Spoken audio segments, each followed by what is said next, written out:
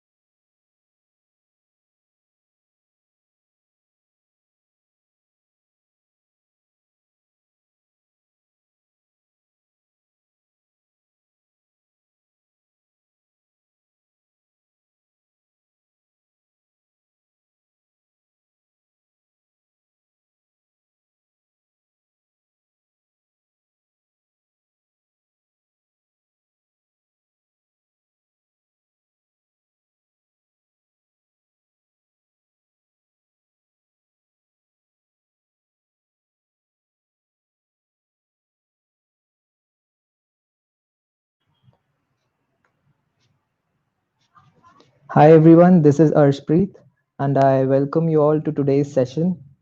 So this is our 8th edition of the Data Ketchup Series and we have a very interesting topic for today's session which is kickstarting your research journey. So we have two very amazing speakers here with us today. Our first speaker is Shambhavi Mishra. She's an undergraduate research assistant at ETS Montreal, and she's also the organizer at Computer Vision Talks. And our second speaker for the evening is Aditya Jyoti Paul. He's the founder and team lead at CAL, which is Cognitive Applications Research Lab. And he's also been a Google AI Explore ML facilitator and mentor at Google Coding for TensorFlow. So here's the agenda for today. So from 5 to 5:40, we'll have Shambhavi Mishra talking about getting started with research, and from 5:40, she'll be sharing her poster presentation experience at WIML and NeurIPS 2020, and we'll have a Q&A session as well. And from 6 p.m., we'll have Aditya Jyoti Paul joining us, and he'll be talking about diving into research. And then we'll have a Q&A session. So over to you, Shambhavi. Good luck for the session. Thank you so much for your warm introduction. I'm glad to be here today. Till January, I was a volunteer at Kaggle Days, and today I have an opportunity to speak at the meetup. I am truly honored. Thank you for the invite. So I'd like to share my screen so that we can start with the presentation. Yes, you can start sharing the screen.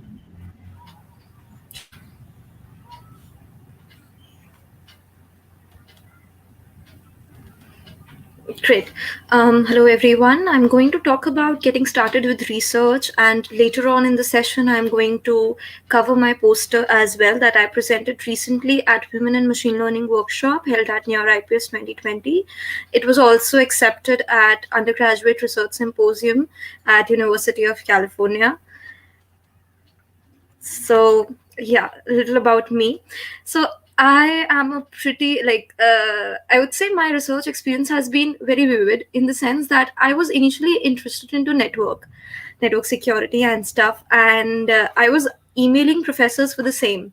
And when I went there at JNU, the first research internship I had, uh, my professor asked me if I could learn to code in Python, and it was a 2 week thing. I took 2 weeks and I started coding in Python.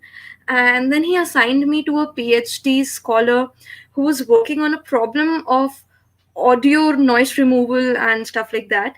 So she gives me an algorithm with steps written that you have to first take a speech signal, convert it into a Fourier transform, apply a filter, and you have to just code that. What I was doing was not clear. I just knew that I had to code an algorithm, and I spent 3 months doing it and finished my report. So, during that time when I was interacting with people, I came to know that I was actually working on AI and NLP, speech part of NLP. So, it was not that I was coming into ML, I was more or less thrown into it. And since then, there has been no turning back. I have truly enjoyed my time. I have worked in in industry as well for the same. Today, I'm going to talk mostly about my research experiences. In the later part of the talk, I will be sharing the emails that I have sent, the initial ones that were not so good, the templates that I was using, and the later ones which actually landed me into a research opportunity at ETS Montreal under Professor Joe Stolz. And in my second internship, I was working with Professor Sukomal Pal at IIT BHU, and it was very special to me because I got to use the supercomputer Param Shivai, and it was truly an experience I cherish. So over there also, I was working on audio signals. Presently, I'm working on images, more specifically medical imaging combined with generative modeling. So today, I'm going to share the journey to getting a research internship. And since I am pretty much a self starter at all of this, in my college, I did not have a senior who had a research experience prior to me. So, this is all that I have learned over the time. So, let us start. So yeah, how to get a research internship. These are the most common DMs that I receive on LinkedIn that I would like to share with you all. How to apply for a research intern in IIT. Can you please guide me how to apply and acquire research internships? This one is pretty interesting. I would like to read it for you. So the DM says that she or he is interested in machine learning, and they have completed a course, and they want to apply into IITs for research internship. They know that it would be an amazing opportunity, but the issue is that they haven't worked on a project yet. Okay. The another issue they faced was how to write an SOP sort of thing for an application. They don't know what should be mentioned in it, and how could I help? So this talk is mostly answering these questions, and I hope you guys will find it helpful. So yeah, the art of cold emailing. This is something that I have discovered over time that it is truly an art because you have to learn to cold email. So the most common cry is that my cold email got no responses. In the later part of the talk, the first template I'm going to be share is the template which got me a response after 26 emails. So I emailed 26 professors and only one accepted it. So this is the common cry indeed for all of us. So what is the truth? The truth is that 60% of the time it works every time. We do not want to talk about the 40% that didn't work. So how to fall into that 60% of the always works zone? Because, as I said, it is an art. One does not simply cold email. Let us start. So the key part is to get the attention with your subject. Imagine you're a professor and you are getting tons of email every day, spams and irrelevant emails. So you need to make sure that in that very less space of a subject, you are trying to utilize it to the maximum possible. You have to clearly mention what is your intention, what is your objective, what is your agenda. Say you want to be a research intern, or you don't want an internship specifically. You just want to work on a paper or on a project. So you can mention you want to do a research collaboration. When are you available? So see, you see that you have mentioned research intern in the subject, and you're available after 3 months for a duration of 6 months. So the professor might not be available at the moment, but 3 months later, he or she might be available. So you really need to put in the timeline that you want to work on with him or her. So And also I've observed that 5 to 6 months is an ideal time which a professor expects you to understand a problem, invest time in it. 2 to 3 months generally is harder to get. So yeah. Also, I have observed that most of the times professors have great guidelines on their websites on how to email them or what are the projects they are working on. So you need to read through it before you start. Before you send an email, you need to research the person you're going to contact. So this is the main focus of the subject. So, yeah, this is one tweet that I found really interesting recently. So, the professor says that today I got my first cold email from someone who was interested in my research and wanted to connect. It was an incredibly humbling and motivating feeling. So, why would she say that she got the first cold email who was interested in the research and wanted to connect? Because we have to avoid a template email. We do not have to fall into the category of using generic emails to all the professors. We are just using a dear prof, dear sir, hello sir term, and we are going on saying that I want a research internship. Okay, yes, you want an internship, but why should the professor be eager to take you? Do you know in what domain has the professor been working on? Is there a particular paper that you really appreciate that was published by that professor? And if there was a paper that you read, what would you like to contribute to it? Is there something different that could have been done? If yes, suggest. So this is what I say here, that be specific to read the professor's work, point out what interests you, and possibly suggest what could be done alternatively or for improvement. Do not use generic emails.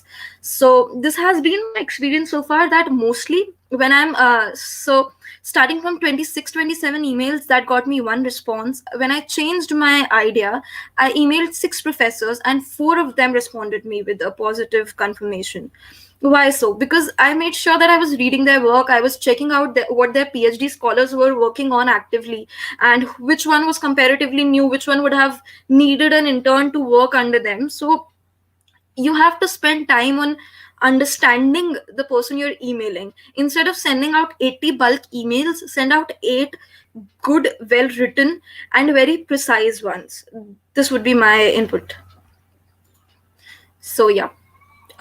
Emailing tips, the specific tips that I have been following.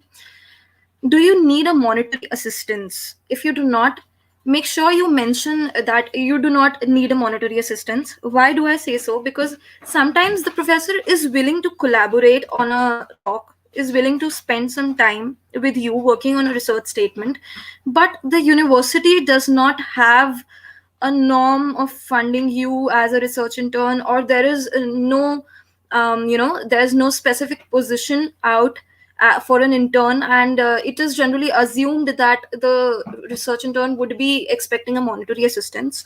So if you do not seek financial assistance for remote research work, just put it out in the email very clearly, and it would increase your chances. So, and plus, looking at the COVID situation, most of us can work in a situation like that.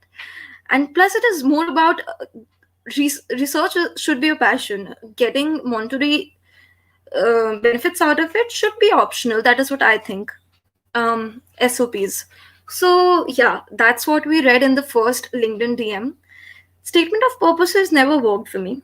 I tried attaching Google Drive link for SOPs into my email. I've spent days altering my SOPs, but I think it didn't work for me because imagine you're a professor getting bulk emails. Would you have time to go through a CV plus a cover letter plus a statement of purpose? So that is all redundant. I guess it is you should use a cover email instead. Your cover email should have lots of information about you, everything that the professor should be seeking out. Bold the things that you want to highlight. If you've worked on something, bold it. If there's something relevant to their domain, mention that in the cover email. Just don't mention everything that you've done. Just be very precise. What are you seeking and how could you help? So the third one is this is something very interesting that works out, that wouldn't it be better if your email was on the top of the mailbox among among hundreds other email. So make sure, like, if you're emailing a professor in another time zone, so you schedule the email as per their time, like maybe early morning 4 a.m, 3 a.m. That works good for me, because your email is the first one to land in their email box. So this is one trick that works for me usually. Summarizing the cold email part that I've spoken on so far. First is, you need to get to the point in the first paragraph itself. Be clear what you're seeking. You're seeking a research collaboration, you were seeking a research internship. Just put it out there in the first paragraph itself. Second, you need to research on the person you're emailing. You don't have to be generic. Third, specific what you seek out of it. You want a research paper, you want monetary assistance, whatever. Third, talk about your relevant work. Instead of putting everything in there, just talk about your relevant work. I have done internships in industry as well. I never mention it when I'm emailing for research, because that won't be relevant. Third, try to suggest how you could be helpful. So for a professor, that interest that you show in working with him, collaborating with him, that is what would matter the most. So yeah, these are my experiences for the cold emailing part, and in the end of the talk I'll be sharing my templates as well.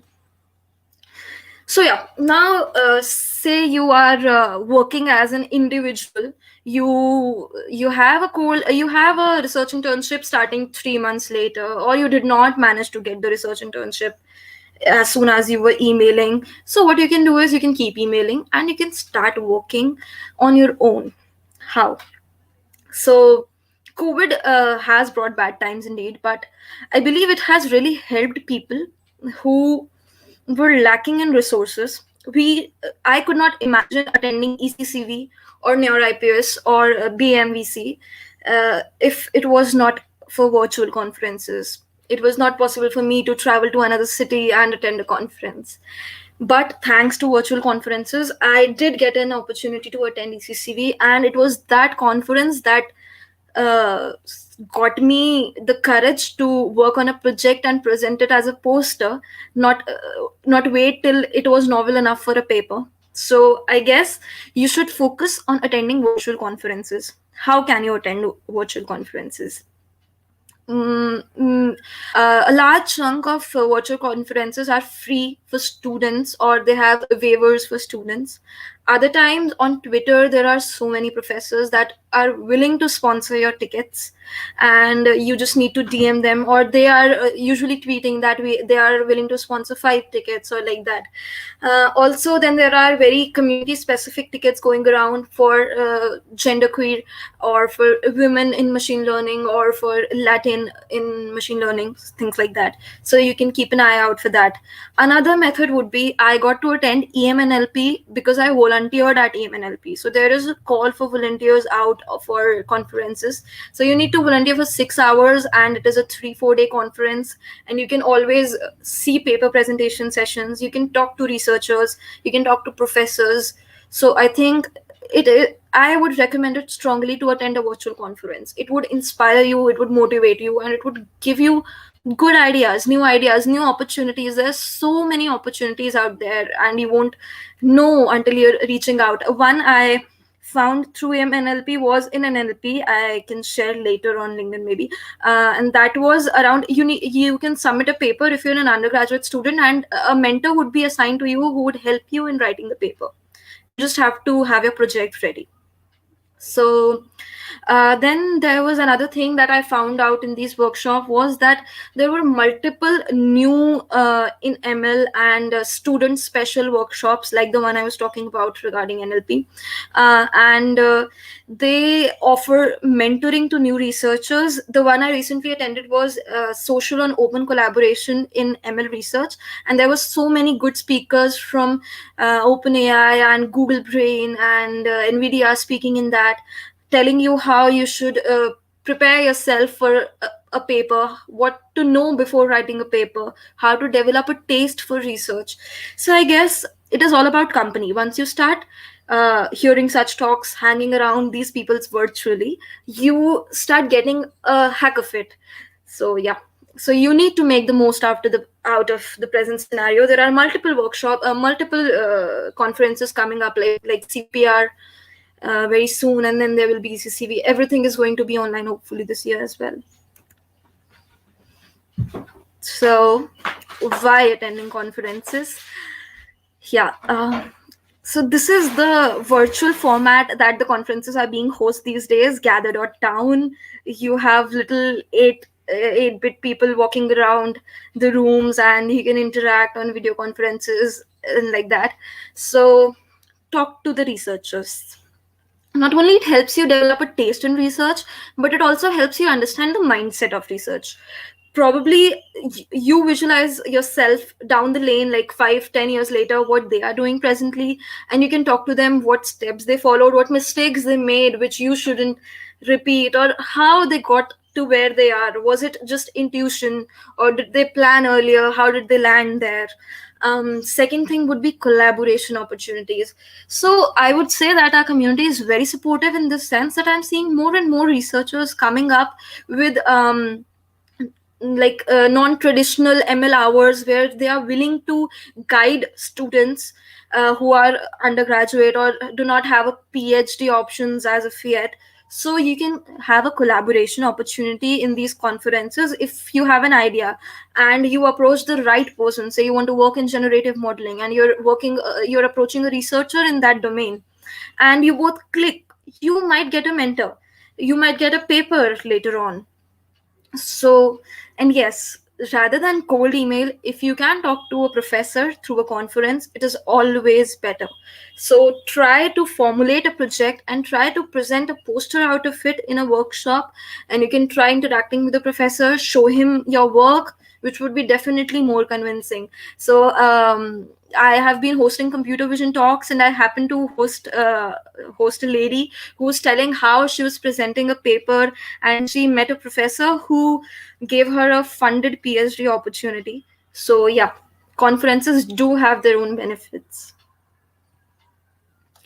So yeah, when you're working as an individual researcher, an independent researcher, initially reading papers is the only thing that will help you develop intuition. That is what I feel. The more number of papers you read, the more number of ideas you start getting.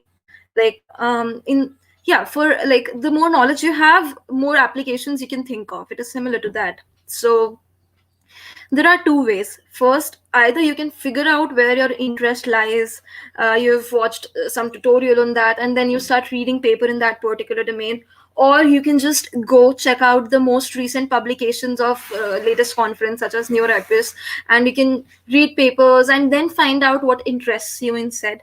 uh, so in last 6 months, a paper a week is the technique I followed initially. It would be even better if you can annotate those papers. If you're an Ubuntu user, Ocular is my go-to. And yeah, or even better would be if you could summarize those papers as a blog post, because the one thing that I've realized is that academic writing or writing a research paper is a lot different than the kind of writing we have been exposed to so far. So it would be really good if you could start blogging about the papers that you're reading. So yeah, reproducing a paper. This is one thing I have read repetitively about on Twitter, that how reproducing a paper helps you. So when you're reproducing a paper, not only you meet new challenges, but also a transition from applied ML to research is much more successful one, because you will always be an asset to a professor if you know how to use PyTorch or TensorFlow, or you can code. And one thing very interesting, another, this was a paper I was reading last year, that I met a person, an undergraduate student, who was trying to reproduce a paper, and there was a additional term that was being added to a mathematical equation, and he tried tweaking the parameters a little, and the results were better. Or maybe simple things like changing the similarity function and stuff like that, and results were boosted to a great extent. So when you're reproducing a paper, not only you learn many more things, but also you have a proof that the knowledge you have is applicable as well, and you have a technical aspect of skill as well, not just reading papers and having theoretical knowledge. So reproducing a paper could actually help you land a job as well, because when we are working in industry, like I was working on some similarity problem, and we were using classical ML, and then Siamese, I was introduced to Siamese neural network, and I was trying to couple it. So anyway, in AI, I believe that industry and academia have to work hand in hand. And if you develop the skill of reproducing papers, it would be really helpful for you in your career. Yeah. So the next advice I would have is write. This is one thing I realized later on in my journey so far, that writing is very important. You should try writing blogs and book chapters. So I wrote a book chapter, and initially I was not taking it as a task to learn, and I was just searching for sources. But while writing a book chapter, I realized that in whatever domain I was writing book chapters, say human pose estimation, I was doing a review. I was not writing a review paper exactly, but I was reviewing too many papers in that domain. And as of today, I know active research groups in that domain. I know professors in that domain, and it helped me so much in emailing those professors for internship.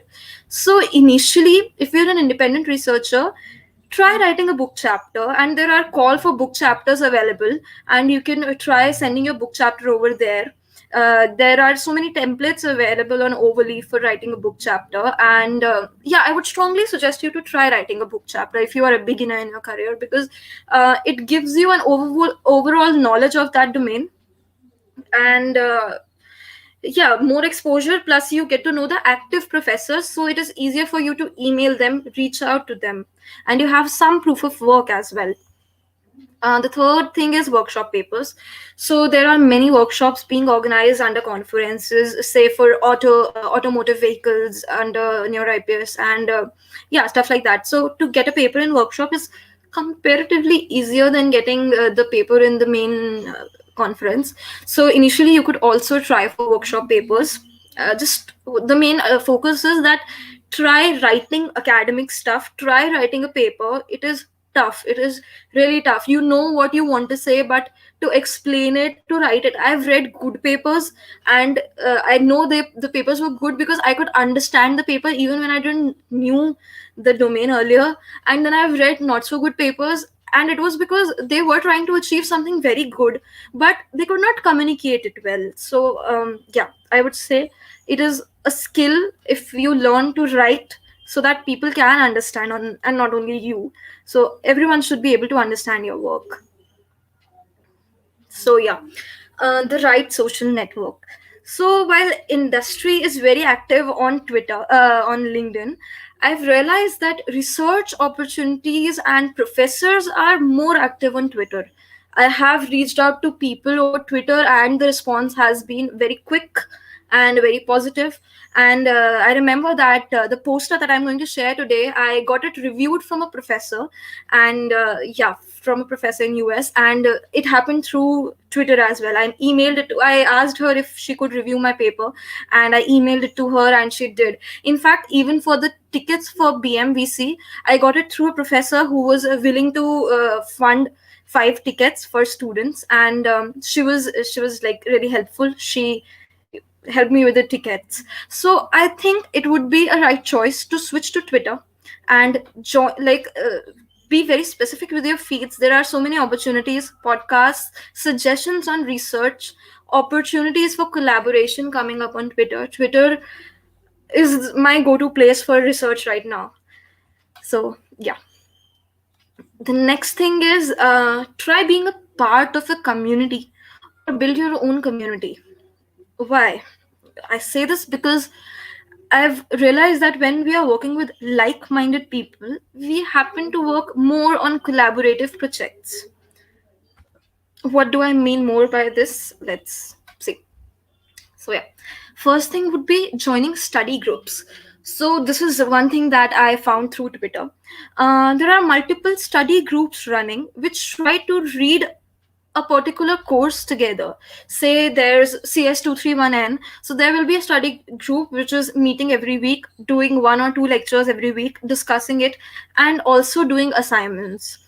So when you're in a study group who are working on the same problems, say NLP problem or computer vision problem, and you guys are watching similar lectures, solving same assignment, it is highly probable that you might team up with a few members and start working on a challenge that was proposed in a conference.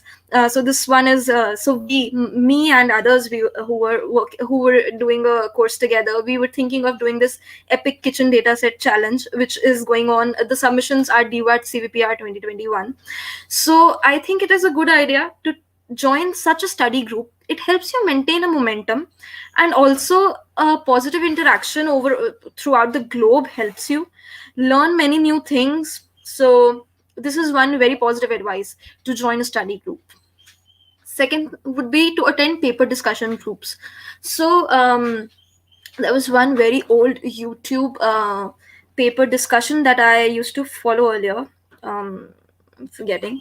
Anyway, so people are coming up more and more these days with paper discussion groups. I recently saw one post by Professor Ponurangam Kumaraguru, who is at IIIT Delhi, on LinkedIn, that they were doing a course on natural language programming based papers. There was another one being done at NUS on NLP itself, and I do paper discussions on computer vision papers. I invite the authors to discuss it with themselves, but I think the other ones were more about discussing a paper together. Yeah.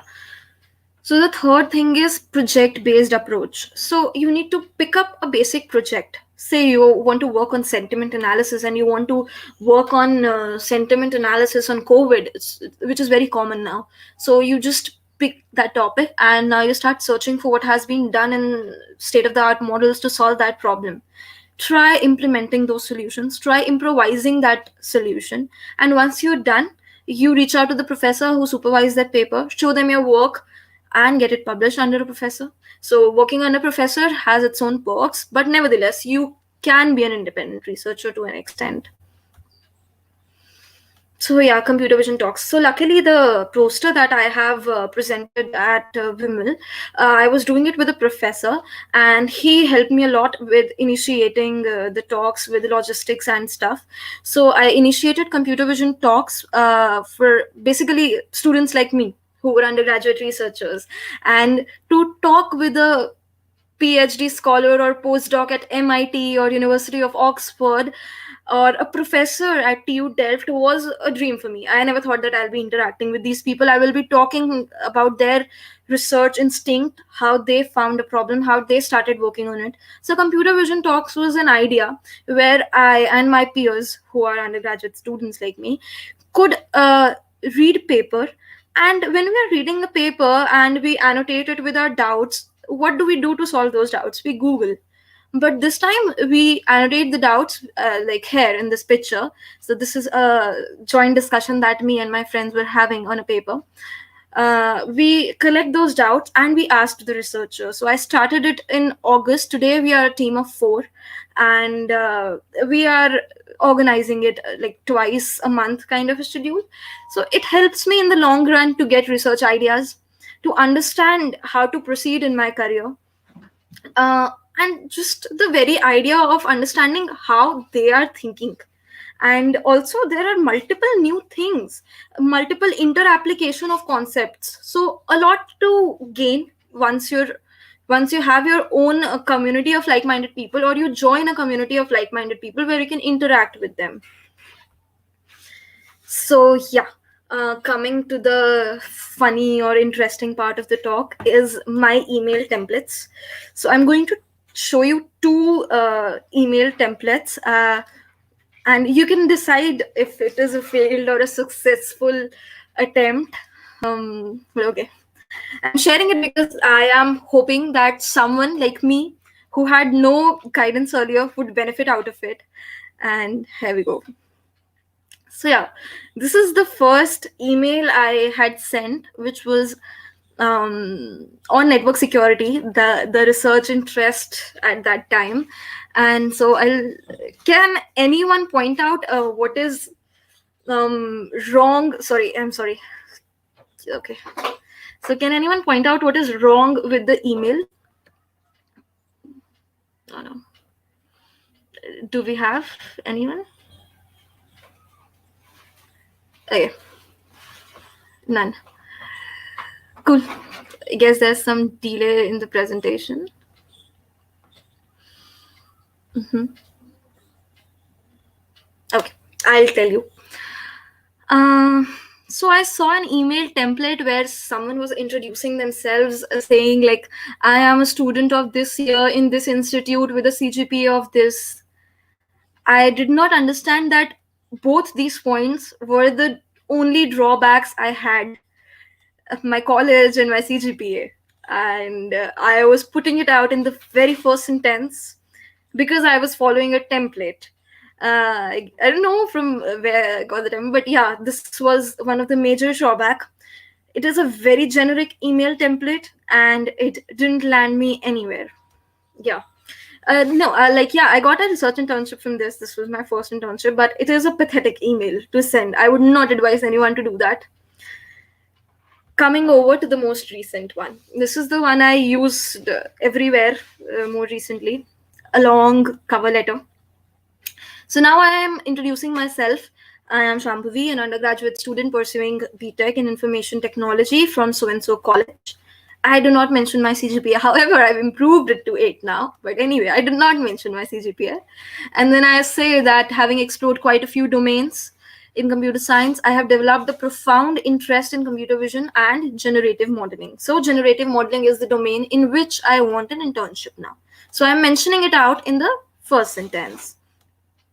Now, I say that in my previous works, I have explored action recognition for the context of Indian Sign Language, where I developed an ensemble learning based approach using this and this. Then I say my abstract for a book chapter under Wiley Publishers was accepted, and I have also submitted the chapter on insight to human pose estimation recently. As a part of my college project, I have also explored so and so project using cycle GANs. Then I talk about the MOOCs that I have finished, the three most relevant MOOCs. CS231N for computer vision. This one is for generative modeling.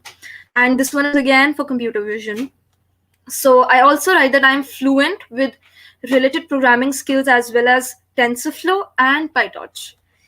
Then I mentioned about computer vision talks, and at that time we had covered around 15 papers.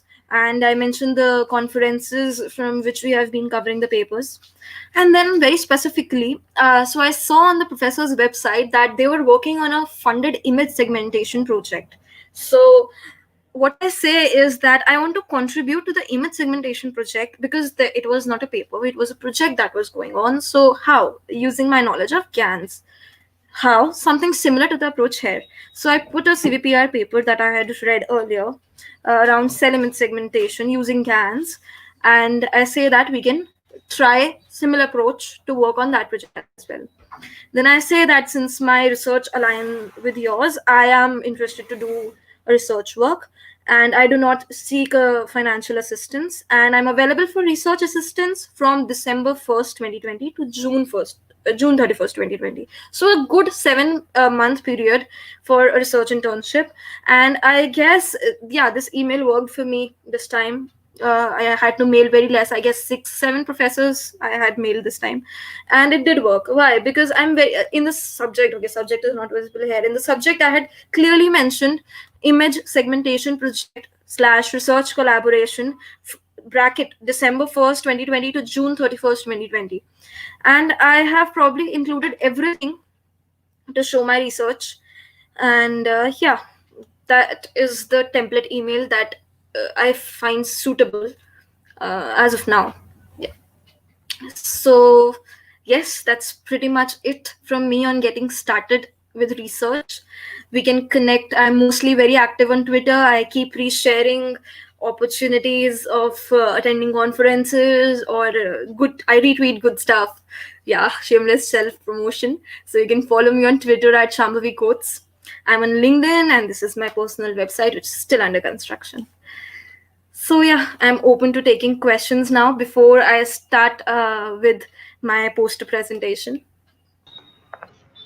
Yeah, so thank you for sharing these amazing tips and your email template as well. So yeah, guys, you can put up all your questions in the live chat. and Shambhavi would be answering them. So we have one question by Harsh. He was asking, where can I find the research papers, Yeah. the platform? So if you want to work on a particular domain like generative modeling, you just go generative modeling papers, GitHub. People have collected a whole series of paper like that. I myself have a collection for optical flows. So yeah. So what is SOP is a statement of purpose where you write why you're writing that email. um Address with name. I have used the name of the professor. I don't want to disclose it, so I changed it to dear prof while I was pasting it here. Mm-hmm. Yeah, actually, people were answering your question about what was wrong in that email. Okay. Great. Okay, Yeah. I see. Can you tell us about your first email? That okay? The first email that I showed was the email that got accepted with the 26th professor. Yeah, it did got accepted. Uh, yeah, but the acceptance rate was poor.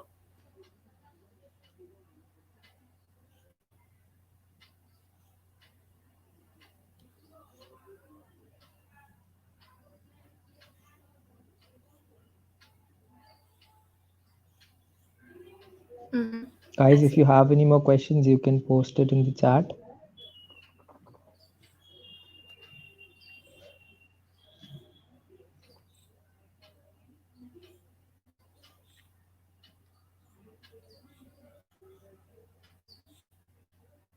Yeah, so there's this question now by Nishant, how to land a job with lateral entry having 10 years in .NET. Will it be counted as zero experience for data science? Yeah, sure. So, yeah, sadly, yes, it would be zero experience for data science. Yeah, .NET experience would be zero experience for data science if you have relevant projects, or if you want. It depends if you want to get into the product management scope, or you want to get into like if you want to get into research. It doesn't matter whatever experience you've had, and I can answer mostly for research. I am also a fresher at the moment, so I'm sorry.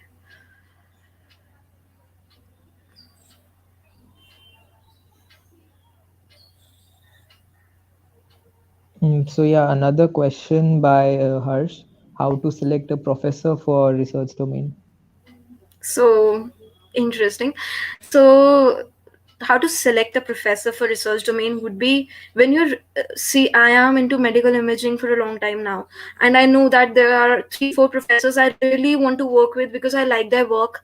I like the progress that they have made, and yeah, the whole part that they are working on, and the idea that they are formulating of, instead of using raw images, they are trying to use some frequency based images, or the whole approach of using multiple kind of supervision. You should be convinced with their idea. So that is how you select a professor. If you like the problem statement that he's working on, if it convinces you, that's how you choose him, and he should choose you as well. Yeah. So one question Vasudev is asking that what research project are you currently working on? Okay, yeah. Presently, I am very much focused on medical imaging because that is a domain where I am finding my motivation. And because there's a lot of scope in medical imaging as well.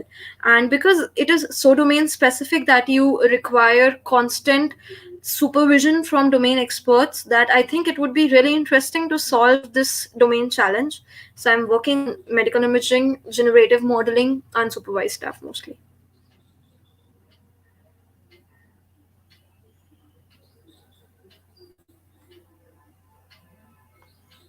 So there's this question, how to differentiate between a good and a bad research paper. As I mentioned during the talk, a good research paper, what I feel, has very strong contributions laid out. Like, you would be clear from the abstract what are the major contributions it wants to make. They would have written, firstly, this is a new loss function we are introducing, or this is the new architecture that we have introduced, or this is the goal of the paper. It would be very strong. A very good review of previous papers, and then a very clear modeling. I would love the paper if the code is open source and I can reproduce the results. And it should be understandable to someone who's reading it for the first time, who has no knowledge of what is representational learning. If he or she can understand your paper, then your paper is good.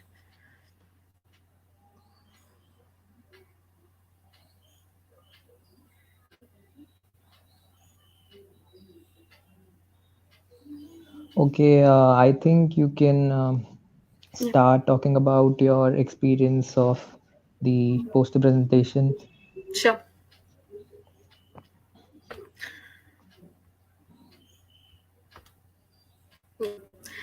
So this is the poster that I presented at Wimel and at UCSF. Let's go through it by section. When we are doing a non-virtual in-person conference, then you have a huge board in which your poster is printed, and you're standing in front of it, and people are visiting your place where you're standing, and they're asking you questions. They're visiting your poster. So in virtual conferences as well, Gather Town is something similar. So the objective of the project. The work was centered around sign language for video sequences. The major aims were to classify dynamic gestures with different conditions, such as low lighting, challenging backgrounds, and different people performing same gesture. Second one was to try and study ensemble learning to utilize multiple features being extracted from one single video sequence.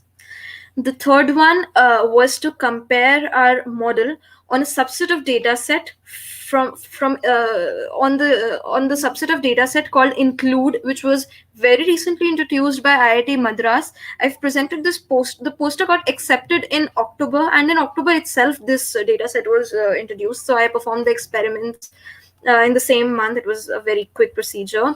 And yeah, so what was the motivation for working on sign language recognition? Motivation is one of the key parts of your research project. My motivation was that Indian Sign Language is very unique in the own sense that it it has its own sense of linguistic variations within the country, and it is used by more than 5 million people in India. So someone signing a particular word in Maharashtra would be a little different from someone signing that word in Delhi. So it is subject to regional transformations. So this is a sample data set. I'm very thankful to the professor that I was working under. He helped me a lot in creating all the data set. This is the data set we could acquire. We had 8 different people. We had 4 different people repeating the gestures 100 times each, with different background in each video. So you see the backgrounds are different in each video, and we used a total of 25,000 frame per gesture. And since we had 4 gestures, so it would be 1 lakh frames that we were working on. So we also performed augmentation on one part of the feature that went input to this ensemble model. So the input video sequences, we tried to utilize 3 different features out of it. One was a 2D hand tracking input video sequence, second one was handshake classifier, and third one was the static sign. So what happened in the 2D hand tracking input video sequence, that we had some key points such as your wrist and your elbow and your shoulder, and through the frames we are trying to measure the motion by the changing coordinates of the whole video sequence. So you're able to track the position of all these 3 key points and thus track what is the sign. The second feature that we incorporated was a hand shape classifier. So there was a paper in 2016 by O'Collar called Deep Hand. So Deep Hand has been used here. What it does is that in any given input image or input video sequence, which is then broken into frames, it automatically detects both the hands, it segments both the hands, and works as a hand shape classifier. This was the second feature input. And the third one was a static gesture of a sign in its final position.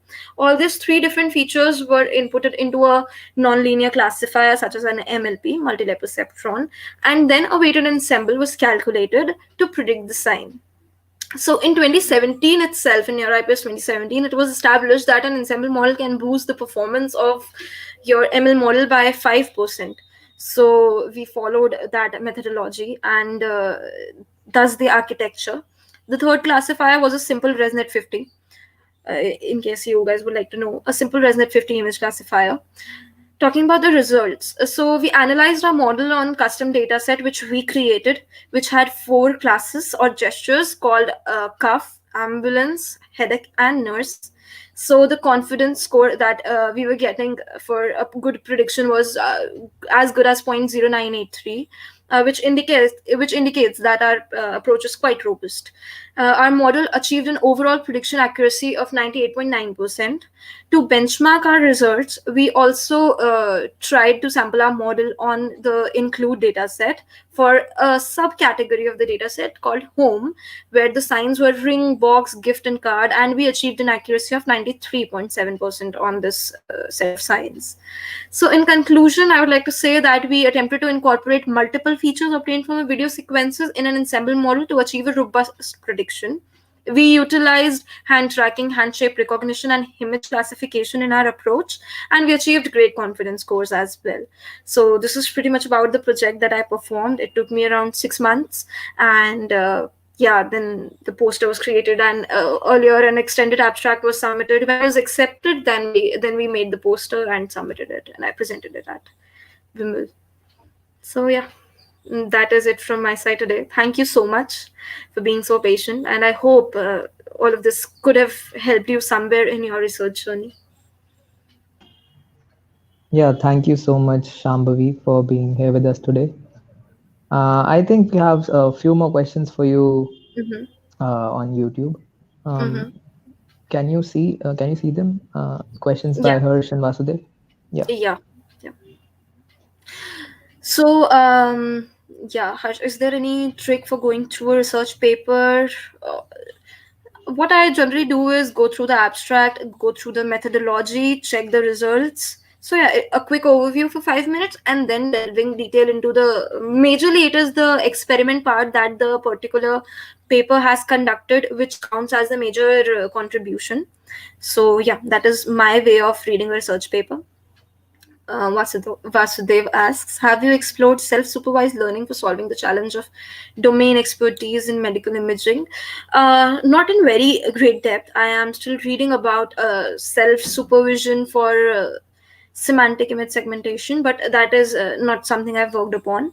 I have read about mixed supervision, weak supervision as well, but for now, I am very much focused on unsupervised domain. Then, since you used ensemble approach, was your model computationally expensive? How do you deal with it? No, the model was not computationally expensive. It was a simple stacking of features, I would say, and searching for the best, most suitable hyperparameters. If scaled, could it be computationally expensive? I wouldn't say computationally expensive. No, the model was not computationally expensive. It was just stacking the features and searching for the best suitable set of hyperparameters. What were your performance metrics? Then there's a W. So I have tried accuracy, and I have tried confidence score for my prediction. Accuracy because it was not a binary classification, so there were not so much chances of accuracy failing, or then recall, precision, everything works. I have reported accuracy in this, and as well as I've reported confusion, confidence score. I guess that's it for questions. All right. Thank you so much, Shambhavi, for all Right. your uh, tips and sharing your journey. Mm-hmm. So Thank you for okay. being with here. Yeah. Mm-hmm. Great, thanks. Uh, I think Aditya has joined us now. Mm-hmm. Hi, Aditya. How are you doing? Hi, I'm doing good. Hi, Shambhavi. Hi Aditya. Best of luck. Great. Thank you. Your So, talk was great as well. Aditya, can you start sharing the screen? Uh, can you? Yeah, sure. Um,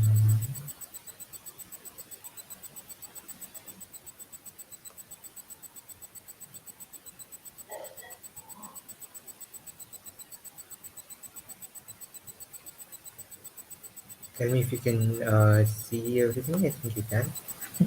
Yeah, yeah, it's visible.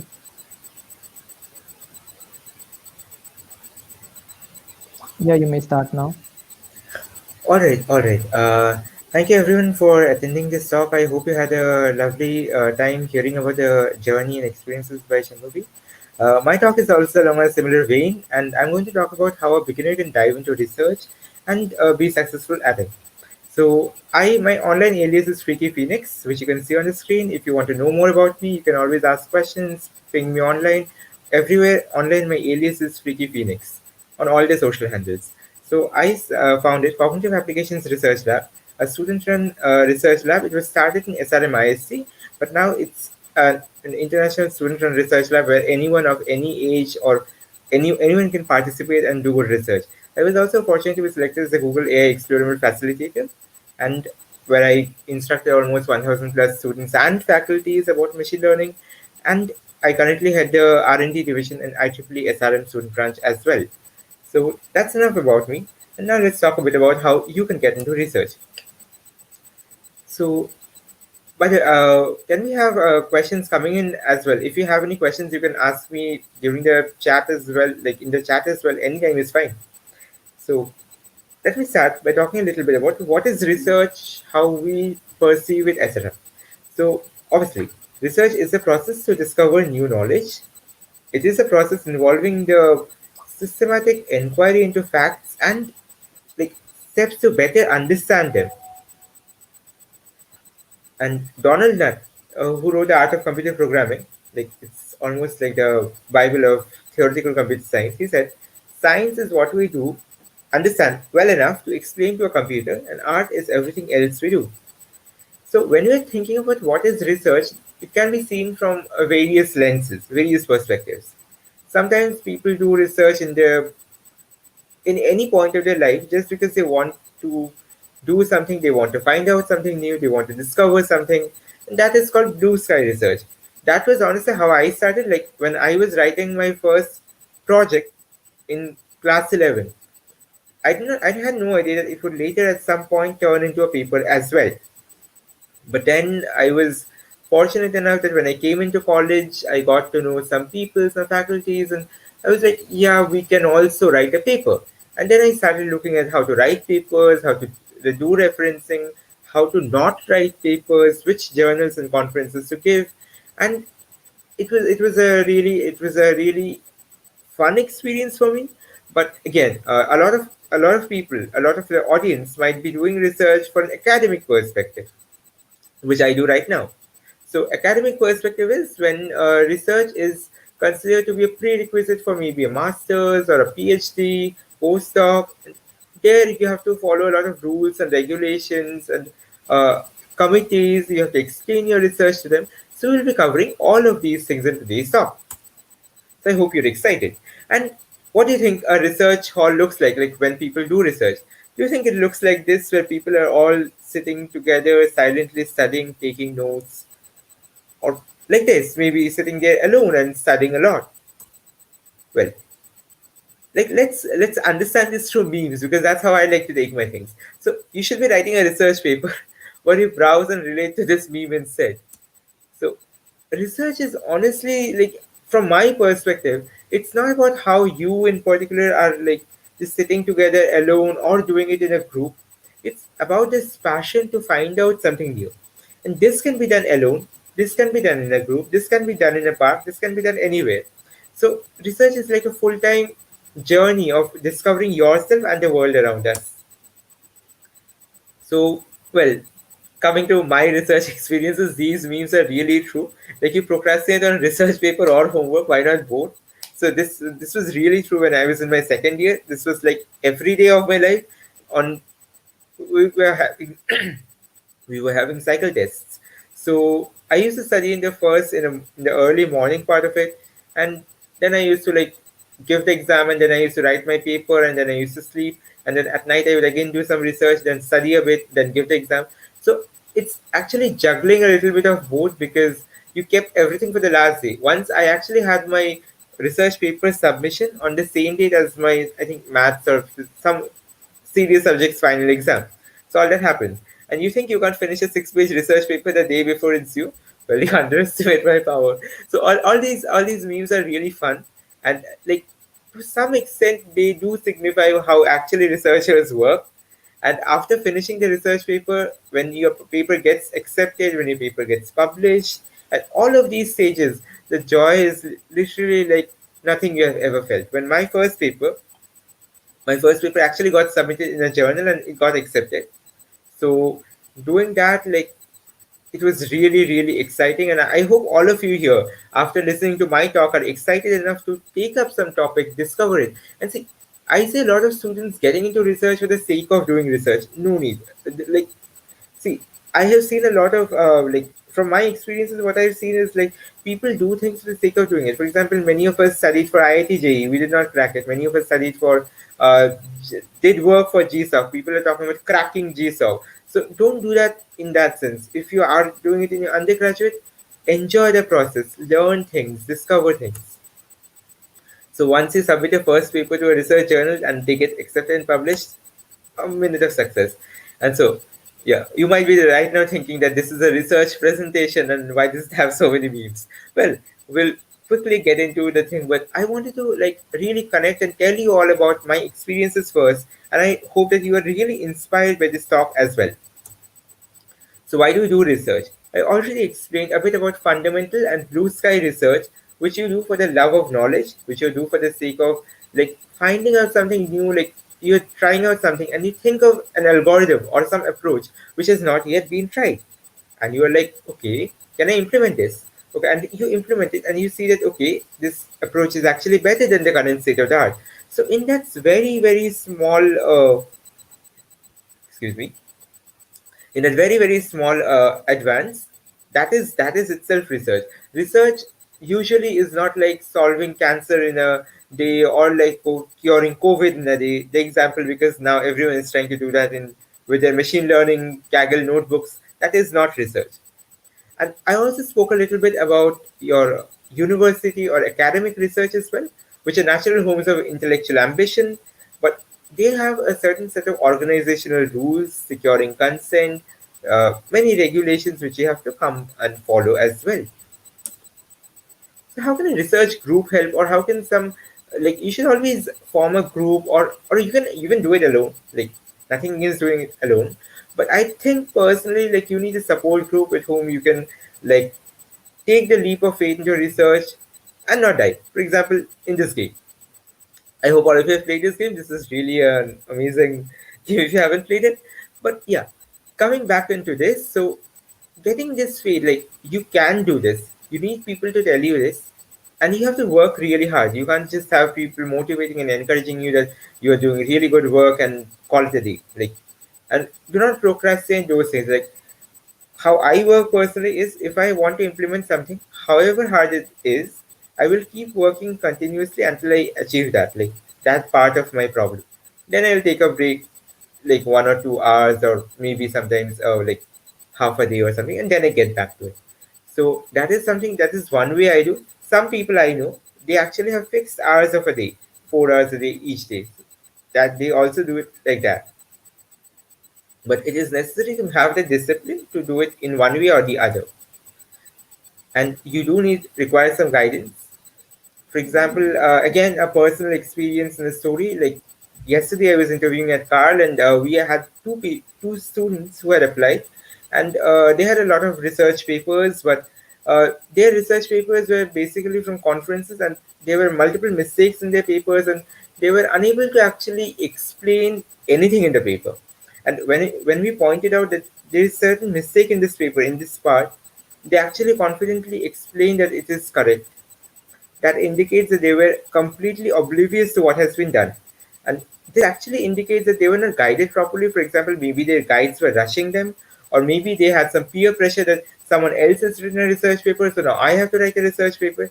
Please don't do it like that. And I'll warn you about one thing: any paper which you write, gets published, it stays there for the rest of your life. So imagine you write a bad paper right now, which there are numerous technical glitches and inaccuracies, and then you go abroad. You're teaching at Harvard 10 years down the line or Stanford, and a student comes up to you and shows you your paper. How would you feel?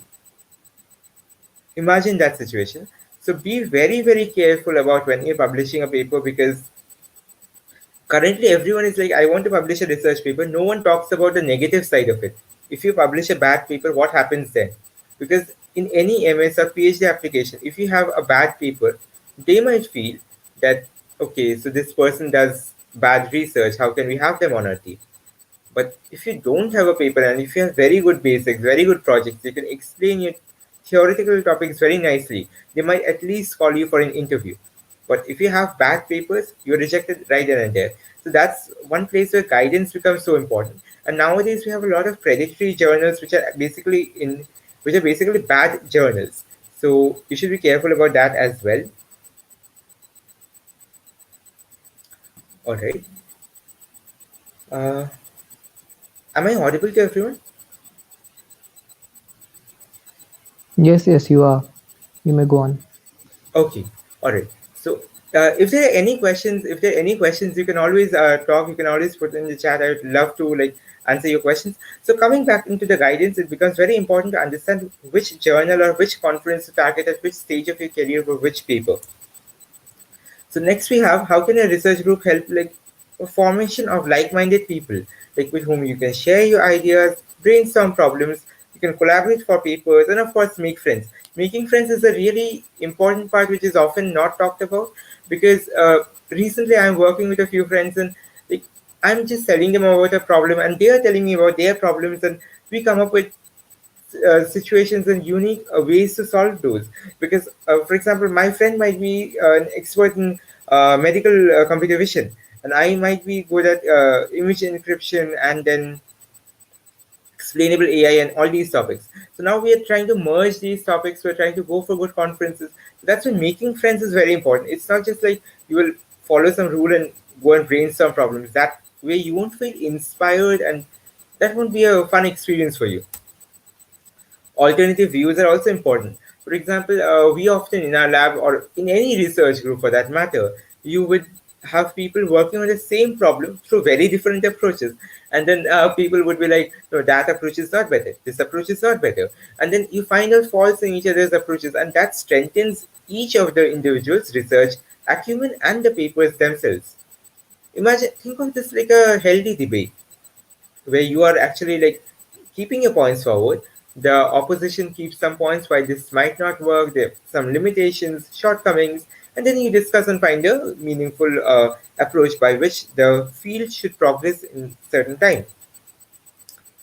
Nowadays, well, this is a place to work has become everyone's houses because of the pandemic, but sometimes a meeting in person also helps. Like, think of Sherlock's Mind Palace, anything where you are feeling comfortable and at peace to work. And of course, you need encouragement and enthusiasm. Like, you have to believe in yourself, and you need other people to believe in you, and that you have got this. Like, you have to be like, we can do this together, and or else like we can do this. Like, that is very important to like believe that your research methodology is correct. We'll be discussing how to come to this research methodology as well. So this part of the slides is a little bit about cognitive applications, a field where I specialize in. It's a very tiny part, and we'll quickly go through this.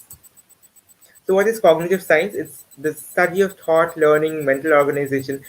Cognitive science is a field where it's an amalgamation actually of psychology, philosophy, medical science, data science, linguistics, computer science. So all of these things come together to form cognitive science, or how humans behave.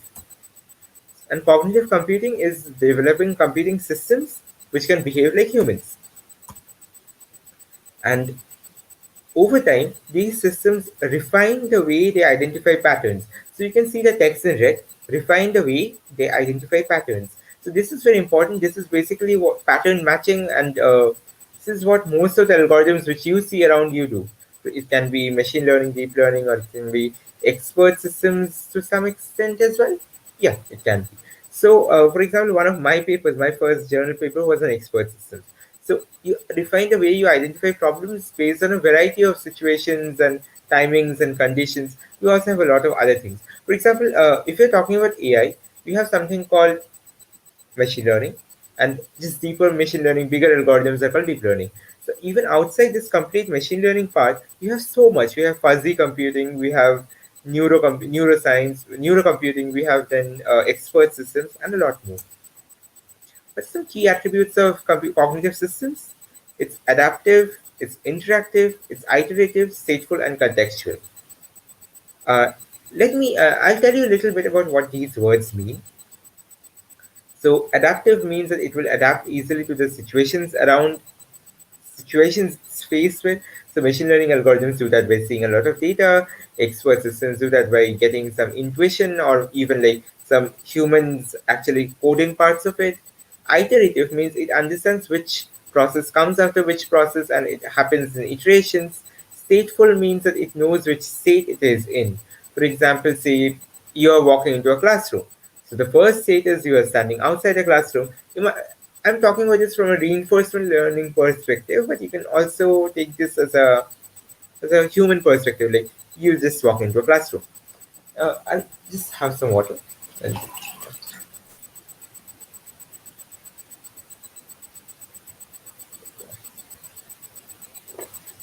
so coming to this, like then you ask the faculty, should you get in? Then the faculty says yes, and the machine should be able to understand each of these states separately. So, for example, when the faculty says yes, you should get in. So that's why stateful is so important, and contextual is that, especially in NLP or computer vision or many aspects of machine learning, you need to understand the context in which a certain thing has been said. So, for example, even if someone tells you something based on the context, based on tone of voice, those meanings might differ. So, I won't go much into this cognitive computing versus AI thing right now, but just keep this in mind that cognitive computing keeps more of the focus on humane intelligence, and AI is intelligence in general. So now we'll discuss 7 challenges to research and how we can solve them. This is basically the part of the workshop, the talk which I believe all of you have been waiting for, because this is exactly take it as a checklist. Like these are the challenges you will face and how to solve it. The first topic here is choosing the right topic. A lot of beginners are considering like should we get into machine learning, should we get into blockchain, which topic to choose. Now, I'll tell you again from my personal experience that I had selected a tic-tac-toe game that, because I did not actually intend it to be a research paper. I just did that for fun. But when I was publishing it, I faced a lot of difficulty because, see, tic-tac-toe is not a hot topic nowadays. I had I had guaranteed that my algorithm was 23,000 times faster than the current approaches, but people don't really care. For example, when you play tic-tac-toe on Google, it's using the minimax algorithm. And even when you make a move, it makes a move in say less than a second. So like if you're playing thousands and millions of games in parallel, you would see that performance improvement of 23,000. Or for example, what I did was I made two computers play against each other forever, like infinitely, and I timed them. That's how I know that my approach is 23,000 times faster.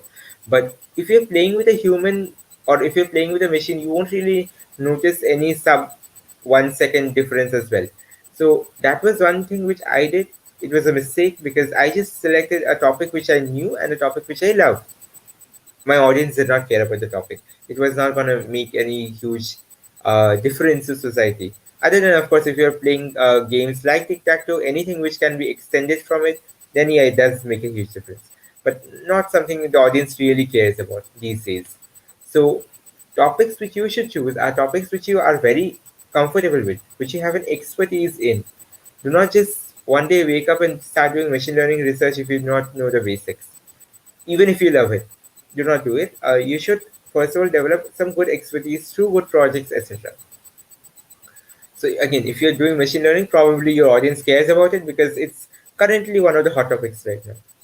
But even if it's something else, even if it's some, say, neuroscience or something, for example, yesterday I was talking to a student from UT Arlington who was doing some research in neurocomputing.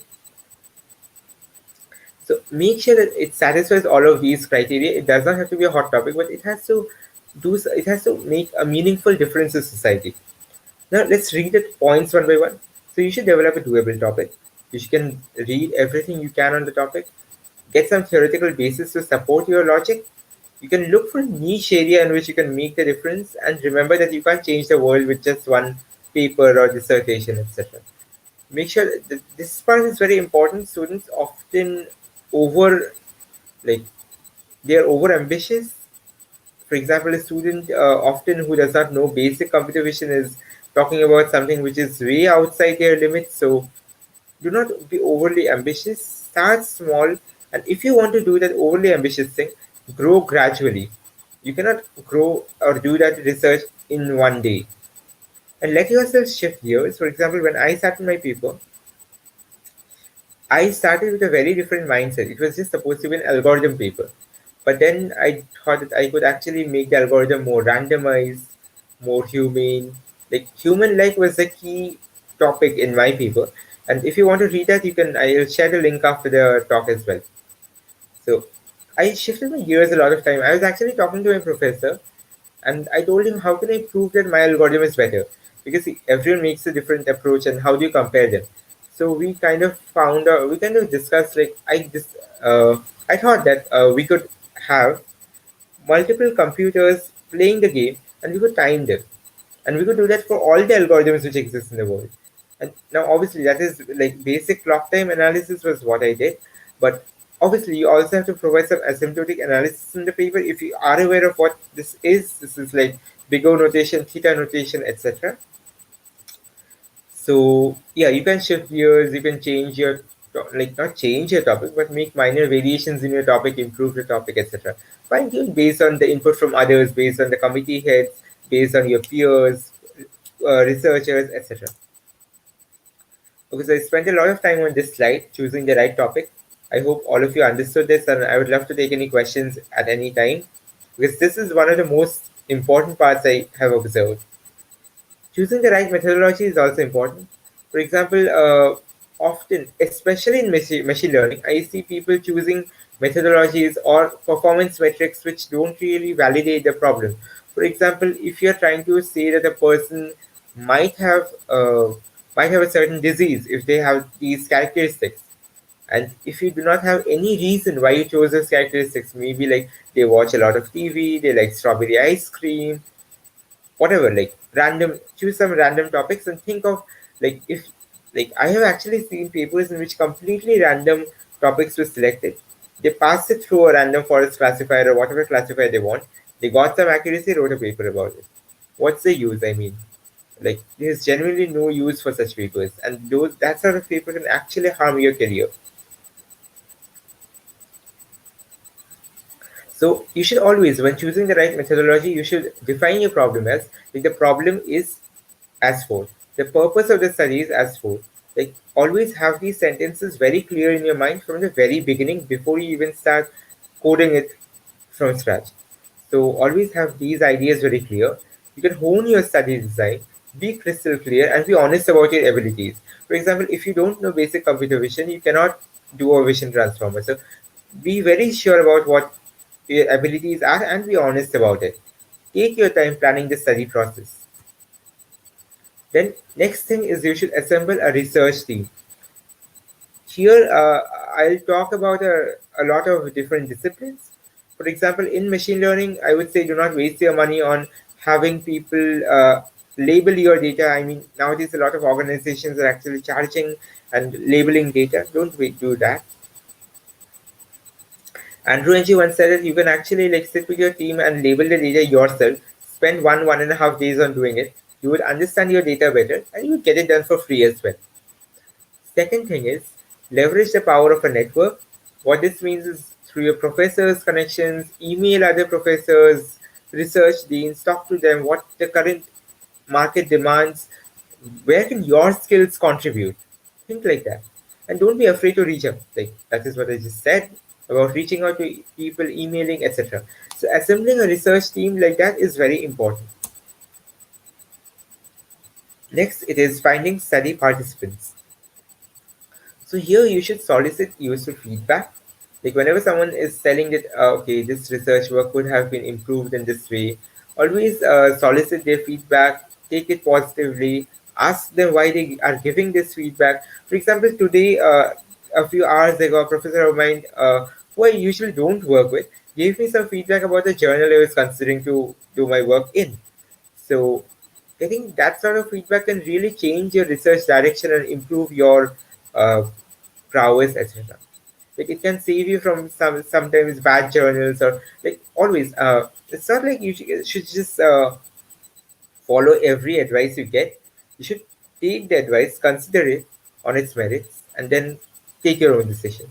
And vet your committee very carefully. Talk to the chair about the demands and the project requirements to the minutest. This is very important. Students often are so excited to get a research opportunity that they just go ahead and if the professor is telling them something they absolutely cannot do, they're like, yes, we will do it.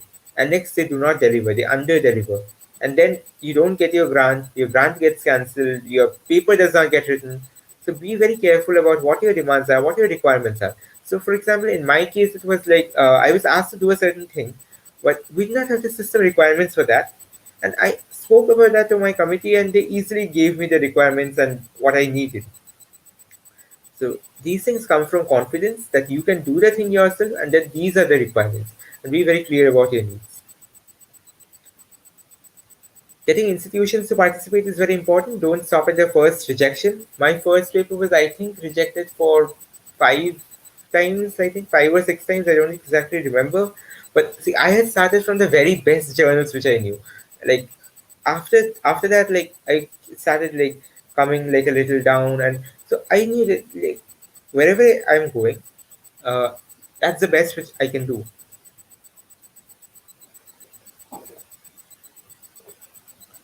Pursue alternative avenues and persevere. Persevere as in like you get a rejection, your algorithm does not work out. Again, like a few days back, I was having an algorithmic idea, I implemented it, did not work out. So it does not mean I just drop the project key, I won't be able to do the project anymore. You do that in a different way. You bring new ideas. And like yesterday night, I made the algorithm work in a different way, but it did work. So, and you also build relationships, you learn to sell yourself. You have to be prepared for a lot of weird situations where like when you start off as a researcher, you might think that all your work is like sitting in your computer and or like if it's in the field, go to the field and do some things like write the paper and be done with it. No. You also have to like go find grants. You also have to talk to professors. You will have a lot of uh, physical limitations to doing that projects, etc., etc. So be prepared and like persevere. That's very important. Then the importance of an image. The importance of an image, as I already spoke about, is before you have a research paper, like you do not have a research paper, which I hope most of the audience would be here, then in that case, if you have very, very good theoretical concepts, you can actually go there, you can talk to that professor, and they might give you the benefit of the doubt. But if you have multiple bad papers or even one terrible paper, then your image is destroyed. And people do come back from that, but it's really difficult. So make sure whenever you're publishing a research paper, it is absolutely the best version of it, like absolutely the hardest you have worked on it. Do not do a research paper just for the sake of doing it. For example, not to demean hackathons in any way, but a lot of people currently go for hackathons just for the sake of like participating in this hackathon, and nowadays we have a lot of that. But a hackathon does not have any long-term consequences. You can go to a hackathon if you win, well and good. If not, gain some experience. But you cannot just gain experience in writing research papers. You have to write good papers from the very beginning. And in every paper, you have to maintain that quality because you are your own brand. Once your quality comes down, your papers start getting bad. People won't consider you for further research roles at all. I hope I was not being too harsh there, but yeah, this is a thing which I realized in the past 4 or 5 days after interacting with over 50 students. So take this as some advice coming from like a lot of survey I have done. And anyway, coming back to this, staying motivated and working on your plan. Follow your passion and your purpose, like why you are doing this. This will keep you on track basically. Monitor your attitude, like if you are becoming too depressed, if you're getting sad, like do not like to do this research, then don't do that research. Do something else. Reward yourself. For example, when you get your first, say, not even your paper accepted, say you finish writing the introduction or the methodology or some part of the paper, go out for a walk, have an ice cream, do something you love, reward yourself so that you can encourage yourself using that motivation later on. And have a support system and also be there support. This part is particularly useful in research labs or I mean anything where you have to work for long hours without any sort of like external communication. For example, assuming that you don't like use a lot of social media or something. For example, I have personally found that when I write my research papers, I don't use a lot of social media because I find it distracts me. You might have a different view on this, so think of this as whatever keeps you and helps you maintain your sanity. So and don't lower your standards, increase the effort, as in like don't write bad papers, don't do mediocre work, do whatever you can, whatever little you can to the best of your abilities. Dealing with your data, uh, particularly very important nowadays because we have a lot of data. So you should ground yourself in your research and see, all of us have some biases. Like before we start predicting like COVID versus non-COVID, I might think that if a person does certain things or has certain abilities or certain characteristics in the data, these might have a huge impact on the end result. Your data might not corroborate that. That's the reason whenever you start working with any machine learning approach, we first of all do a lot of exploratory data analysis where we find that each of those parameters which we are considering, for example, say we are doing house price prediction. Of course, that won't be a research topic, but just giving you an example. If you're doing house price prediction, then the length of the house and the breadth of the house independently do not really mean much because, well, you could have a house which is 1 kilometer long and 1 centimeter wide, imaginary, of course, but that won't be very valuable. But you could have a 100 cross 100 feet room, and that hall would be very huge, and that that plot of land would have a huge price. So you have to understand which data points mean something, which data points do not mean something. If your data has some inherent biases in it, and get rid of those as well.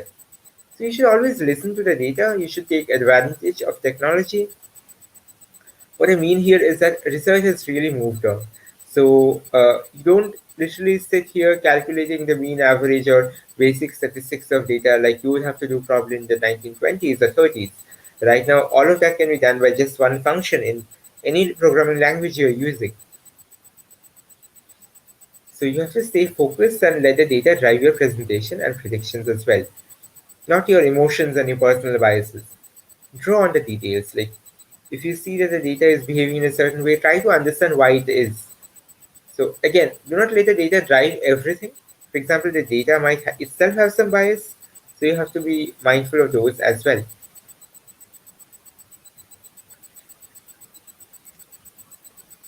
I always keep this slide on for some time because although I did mention some of the negative parts of research already in my presentation, I usually don't. And beware of plagiarism. This is basically the worst thing which you can do. And some people actually believe that the meme on the left, what it says, is actually true. That if you steal from one person, that's plagiarism, and if you steal from a lot of people, that's research. I mean, like you take it without citations, or you cite it, and then you do not rephrase it. Some people here believe that plagiarism is when you do not cite a certain content which you're getting. That is only true in part. Imagine I'm citing a paper and then I just copy paste that paragraph into my paper. That is also plagiarism, and you are not allowed to do that. So make sure you do not do that. The person on the right is basically Sienna Rao, and he's one of India's best researchers, I would say. Like he has gotten numerous awards, and he was even like he was in the government at one time. I would tell you a bit about his achievements as well. For example, he got the Bharat Ratna, he got Indian Science Award, he got the Karnataka Ratna, Padma Vibhushan, Hughes Medal, a lot of these things. Now, what happened was he was writing this one paper, and he had a student. And see, professors at that level have a lot of students. One of those students had copied one paragraph in a certain fashion, and then his name was also there in the paper. So then, when the media realized this, 10 years later, after the paper was published, everyone was accusing him of plagiarism. Because see, this is something which I noticed happening as well. Please understand that even if you are the last author on the paper, like say there are 6 authors on the paper, you are the last author, you had nothing to do with the part which was plagiarized. You will be held accountable. So, how do you prevent that? Do not just add your name to random papers to increase your number of papers. Okay, so you can ask your authors for plagiarism reports. You can go through the paper yourself to verify that not just plagiarism, none of the technical facts are incorrect as well. So all of that onus lies on you when you write your first paper or any paper. So writing a research paper is not an easy journey, but I can assure you that it's a very fruitful journey. And the next part of my presentation here is a little bit about how to give research presentations. So you go to a lot of research conferences, you go present in international conferences, conferences in your college, or even maybe you're talking to your friend about your research. So here I would actually be talking a little bit about how I presented my paper. This was the title of my paper when I was in my second year in my college. It's called Research Day, and I got a gold medal there that year and the next year as well. And we are actually present. We are actually submitting the papers right now for this competition to be held this year. So here are some tips and tricks which I follow, which I follow, which might help you present your paper in a more concise, to the point manner. This will take about 10 minutes, and after that, I'd love to take any questions which you had about the challenges, the ways, my journey, my paper, which I'll be talking about right now. So, anyway, without further ado, we'll get into this. So, you should always have an abstract. And for the audience, no need to understand what's exactly written on screen here. Listen to what I'm saying, because you won't be researching on this particular topic only. This is just taken as an example on how to give good research presentations. So you see the title is on top left, and the way I have made bullet points for the abstract. Some people copy the abstract and write it as such. That's a terrible thing to do. Never do that. Because in any presentation, not just research presentation, you're not supposed to have a paragraph, because no one will honestly read that. That's the thing. And all the highlights of the work has been shown here. Next, we would go through some prior work. We'd compare and contrast them, not references. See how I've compared and contrasted them based on the idea they have proposed for this particular work. My work was on tic-tac-toe. So if there are any three crosses or O's in a line, column, or diagonal, it would win. That is how my problem was. And all these people had also worked on that problem, and I was comparing and contrasting their pros and cons of their approaches. So this is where the prior work should be shown. Next, you should talk about the motivation or why you are doing this research, why that research is important. So again, like, write it in very small sentences or bullet points. Next, we talk about the proposed algorithm. So this is one of the decision trees from my paper. When the bot plays first, this is when the opponent is playing first. The computer is playing first. So let's assume that the game is being played between a computer and a human. So whenever the computer is playing first, this is the decision tree. And when the opponent or the human being is playing first, this is how the decision tree looks like. You might have noticed here that when the computer is playing first, the graph is much bigger because there are a lot more opportunities. But when the computer actually when the human has made the first move, the graph naturally becomes much more easier for the computer to work on. Next, we should talk a little bit about environment details, as if it's implemented in Java 8 or whatever software things you have, whatever IDEs you have used, a little bit about that. And if you are using some setup, you should talk in detail about that. So I had compared my algorithm on three separate setups, and all of their metrics and everything is been mentioned here.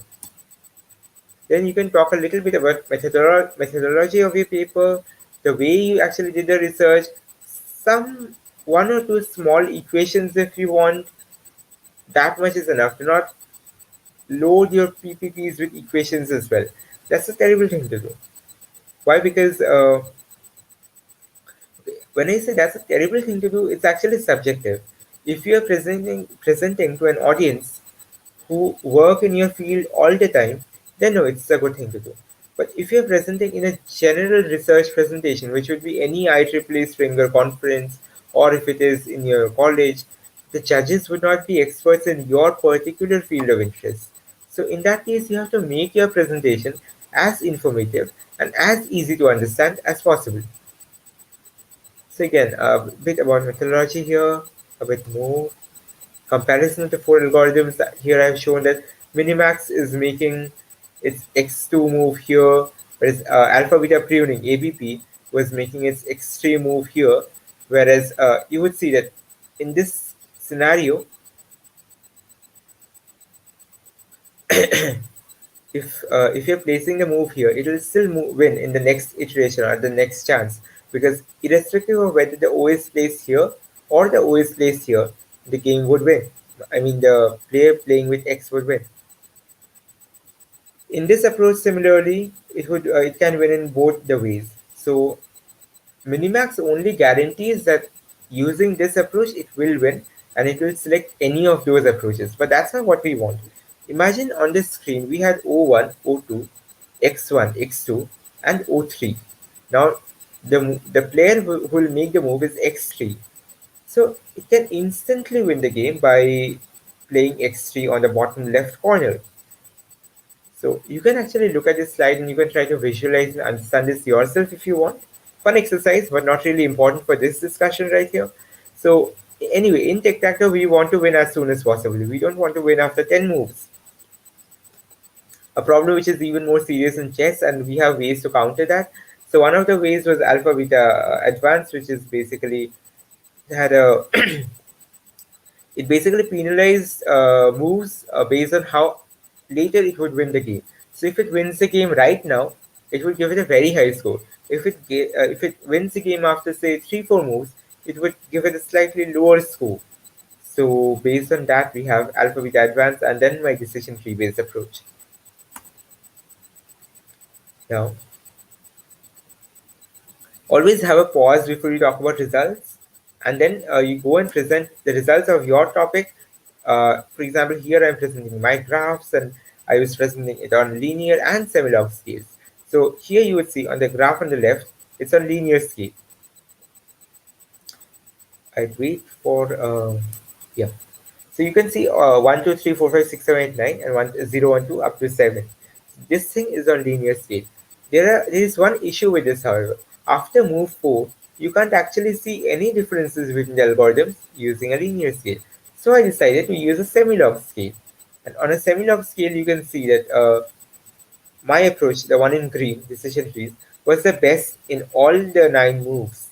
And the specialty about semi-log scale is, if it's in the power of 10, then 1 unit at the bottom is equivalent to uh, 10 units at the bottom is equivalent to just 1 unit at the top. So did I just mess that up? I'm so sorry. So see, compare the differences between the first 10 to the power 5 to 10 to the power 6. So that's like the difference is 10 to the power 6 minus 10 to the power 5. And compare these differences, and you will understand that the values at the top, even say 1 centimeter at the top, has 10 times the importance as 1 centimeter at the bottom of the graph, or in the lower range. So that's the reason using semi-log scale for better visualization was so important here, and that had a huge role to play in the way I presented my paper. Similarly here, using without and with optimization on linear and semi-log scales, you will have to think of all of these approaches and find out like which approach works better at what point of your paper. Next, you can talk a little bit about the strengths of the proposed algorithm. This goes for any paper you write. You always write strengths of the proposed algorithm or strengths of the proposed approach. These are like advances which this algorithm has, which the current state of the art does not. I think this was my last slide, where I showcase the performance improvement and I showcase this 23,000 times performance improvement. Like if the minimax is taking 1 second, my if the minimax is taking 23 seconds, my approach would take 1 second. So it was like 23 times this thing. So you see the alpha beta advance. It was the fastest algorithm. It was also the best. Even then, even in with JIT optimization, I know many of you might not be aware of what JIT optimization is, and that's completely fine. You do not have to understand that. But for those of you who want to, it's basically just-in-time optimization, or basically hotspot optimization, which is done in Java. So it basically speeds up the way your algorithm is running. On all algorithms are running. But we also wanted to understand how the algorithms would perform without that optimization, because many microcontrollers do not support that sort of an optimization. Hence, both of these approaches and comparison. So this was a thank you slide for the people there, but not for you all here. And some useful researches, references for AI research I would give. I won't actually go for Siraj Rao's video lectures right now. These slides were actually prepared when I was in second year. So the content has slightly changed and I did not update this here.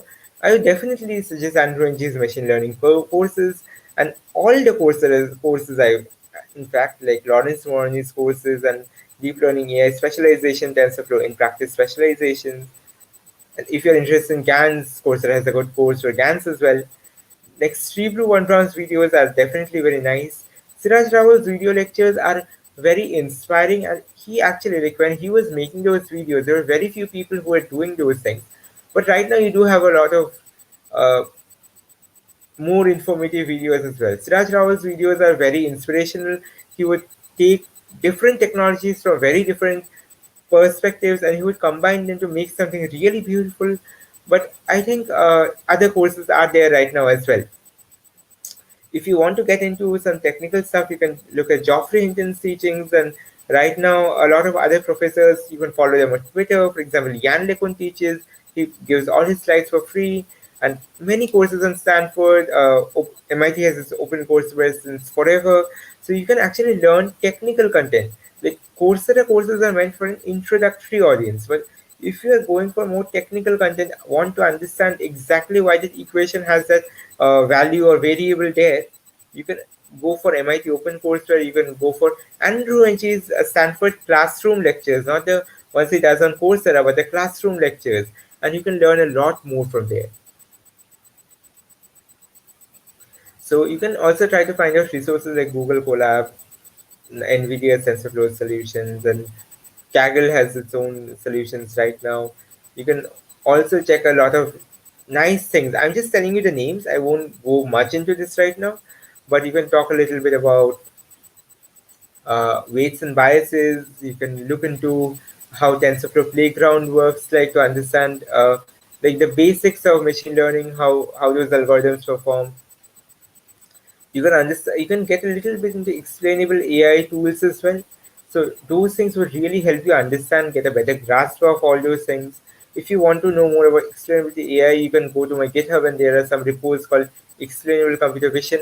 It's actually adapted from one of Lawrence Moroney's courses itself, but with some minor changes here and there, which I found would make it even more understandable, if you would say.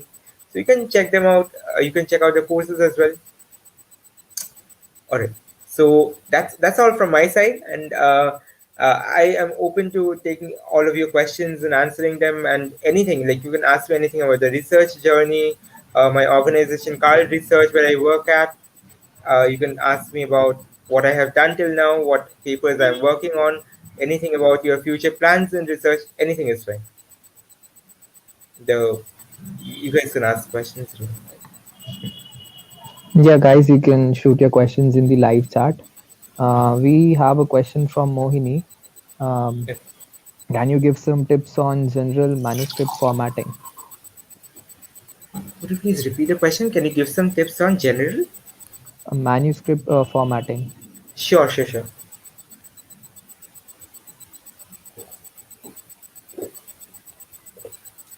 That is a very interesting question which was not covered in this discussion. First of all, if you're submitting for a journal, the journal will have a guide for authors section. You have to go through that very carefully. You'll find some citation styles like MLA, APA, etc., etc. You'll find them, find the, like IEEE has its own style. Now, once you have figured that out, you need to use something called the citations manager. Using that, you can actually like manage all your citations. It can be Mendeley or Sotith. I would only recommend these two for now. If you want, you can use anything else as well, but I would recommend these two because I work with these two very well, and like they're really really good. So coming to formatting, I don't exactly know what formatting means. Like, if you could clarify more, I would definitely love to answer this, or you could DM me. But from what I understand from the question is like how the paper like has to be written. So you have to follow the journal style. You cannot. Every journal has its own formatting guide, which you get in the guide for authors, which you have to follow. For example, all IEEE conferences have its own guide, so you can just Google IEEE conference template and you will get that.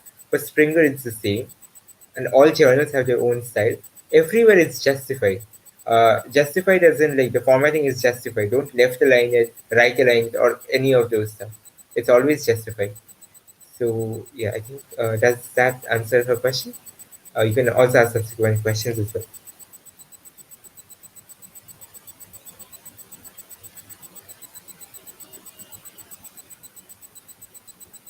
Yeah, I think we don't have any more All right. questions. So maybe you can talk about like how you started this call and like your experience at this. All Yeah. right, all right. I'd love to. Sure. So, okay, let's remove this. Go back to my bunker slide and come back to this here. Yeah, this looks nice. So yeah, how is started card? That's a very interesting discussion. So when I was just I think stepping into my second year, I had a senior who was Vipul Sharma. He had started cognitive applications research lab, and then we had an opportunity to collaborate together. And a lot of those members had left because they were all fourth year pass out, so they left. But then the team could have stopped right there and there. But I knew that I wanted to work in cognitive applications. I was already working on tic tac toe, making a humane approach to it, like human, like which you can play with randomly, and it will be a fun experience, fun understanding. So that's one of the reasons why I really like the name Cognitive Applications Research Lab. Now, when once you start a lab, you realize that you face a lot of challenges, and those are primarily not research challenges because the research challenges you can solve on your own. Those are more of organizational challenges and events which are out of your control, like getting the lab space, getting grants, getting topics to work on, and all of those things which kind of gave me a lot of interesting life experiences, which took me into almost like the end of my third year, I would say, until I actually like had like a clear cut understanding of like how we wanted Carl to look like after 10 years. So when I started the team, I basically had a 3 year vision plan. Like I was in second year, so when I pass out, like when I go for my PhD or masters or whatever, like I wanted this lab to be one of the best research labs in the country, which everyone would know for by name. So I was working very hard to achieve that. And currently, we do have a ton of good papers from the lab, and like everyone, pretty much everyone in SRM, I believe, knows about it. So coming into this, like this is a journey, and you have to like take it slowly, like understand, like and about Carl, specifically about Carl, it's like or any research organization at a student level, there might be a lot of papers which do not reach up to your quality standards. So you have to be very strict about that because imagine if Google publishes a bad paper today, they would face a lot of flack, but they would not absolutely die down. But if a starting team or a starting human being, even like a person in the beginning stage of the research career, publishes some paper which is retracted or which has some wrong data or which is not good research basically, then they might have face some consequences for that. So we have to be very strict, be very mindful of what we actually can achieve, how to achieve that, make meaningful collaborations, and that is something which we are currently doing. So I mean, this might sound like self promotion, but that's not what it is. You can actually go to our website. It's carlresearch.org, CARL research.org, and you can check out all the activities if you want. You can join the team from there as well, or from our LinkedIn site, etc. And to know more about me, you can check out my LinkedIn, Instagram, Twitter. All of them, my handle is Freaky Phoenix. All right, Yeah, that was really interesting. And I don't think we have okay, any more all questions. right, So yeah, all thank right. you for sharing your journey with us and talking about those 7 challenges and how to solve them. Yeah. That was really insightful. And yeah, thanks for being here. Yeah, yeah. Thanks to all of you as well for having me here, having me deliver this lecture. I love actually talking to the audiences where you can actually inspire them to get into research, show them the way. So this has been like a really great opportunity for me as well. Thanks to Oyon, thanks to all the Kaggle DSD, NCR team, and I'm really grateful for this opportunity. And I hope all of you who heard this talk or will hear this talk in the future will really enjoy it as well. Thank you. Goodbye. Yeah, thank you guys. Um, so you can follow us on LinkedIn, and you can join our Telegram group, and don't forget to subscribe to this channel. And we have a meetup coming up this February, and we have an amazing guest. Also, we are planning a special event as well. So yeah, stay tuned for that. Thank you guys for joining in. Goodbye.